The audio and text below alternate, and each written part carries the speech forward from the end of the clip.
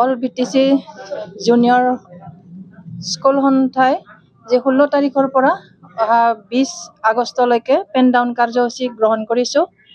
কাৰণ কিয়নো 6.3 ক্লজ মতে BTRত যিমানখিনি মানে ভেঞ্চাৰ স্কুল আছিল বা কলেজ আছিল এই সকলোখিনিকে প্ৰভিন্সিয়েলাইজেশ্যন কৰাৰ এটা কথা দিছিল নিট বেচিছত।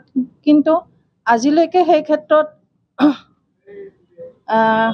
কোনো ধৰণৰ আগবঢ়া বা কাম কৰা আমি দেখিবলৈ পোৱা নাই। আমি যেতিয়াৰ পৰা আনকি UPPL চৰকাৰ হৈছিল তেতিয়াৰ পৰাই আমি এই ক্ষেত্ৰত আমি মাত মাতি আহিছোঁ, দাবী কৰি আহিছোঁ। কিন্তু আজিলৈকে কোনো ধৰণৰ আগবঢ়া বা কাম কৰা আমি দেখিবলৈ পোৱা নাই। সেইকাৰণে আমি সকলোৱে এই কাৰ্যসূচী লৈছোঁ। যিহেতু যোৱাকালি ৭৮তম স্বাধীনতা দিৱস আছিল। এই স্বাধীনতা দিৱসত অসমৰ মুখ্যমন্ত্ৰী ডক্টৰ হিমন্ত বিশ্ব শৰ্মা আৰু আমাৰ BTCৰ চিফ প্ৰমোদ বড়ো ছাৰে বহু আঁচনি বা বহু কামৰ কথা তেওঁলোকে উল্লেখ কৰিলে। কিন্তু যিখিনি আমাৰ এই BTRত বা BTCত ভেঞ্চাৰ স্কুল আছে, ভেঞ্চাৰ ছিনিয়ৰ ছেকেণ্ডাৰী স্কুল আছে, কিন্তু সেইখিনি প্ৰভিন্সিয়েলাইজেশ্যন কৰাৰ কথা এটা শব্দ উল্লেখ নকৰিলে। আৰু সেইকাৰণে সেই ক্ষোভত আমি সকলোৱে আজিৰ পৰা এই 5 দিনীয়া কাৰ্যসূচী গ্ৰহণ কৰিছোঁ।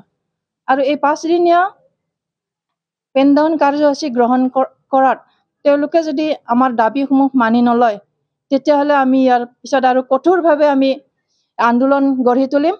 আৰু যি 5 তাৰিখে আমাৰ এই 5 দিনীয়া কাৰ্যসূচীৰ শেষ, আৰু সেইদিনা আমি গোটেই সমগ্ৰ BTRৰ স্কুল ভেঞ্চাৰ স্কুল সন্থা আৰু ভেঞ্চাৰ ছিনিয়ৰ ছেকেণ্ডাৰী স্কুল সন্থা সকলোৱে একেলগ হ'ম আমি কোকৰাঝাৰত। সেইদিনা আমি কঠোৰভাৱে দাবী কৰিম। তাৰপিছত যদি মানি নলয় আমি সকলোৱে সমগ্ৰ BTRৰ ভেঞ্চাৰ সন্থাই আৰু কঠোৰভাৱে আমি আন্দোলন কৰিম যদি আমাৰ দাবীবিলাক তেওঁলোকে পূৰণ নকৰে। যিহেতু তেওঁলোকে কথা দিছিল আৰু সেই কথাখিনি তেওঁলোকে ৰাখিব লাগিব।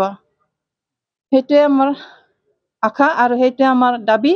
গতিকে এই দাবী কৰাখিনি পূৰণ কৰাৰ আশাত আমি ৰাখিছোঁ।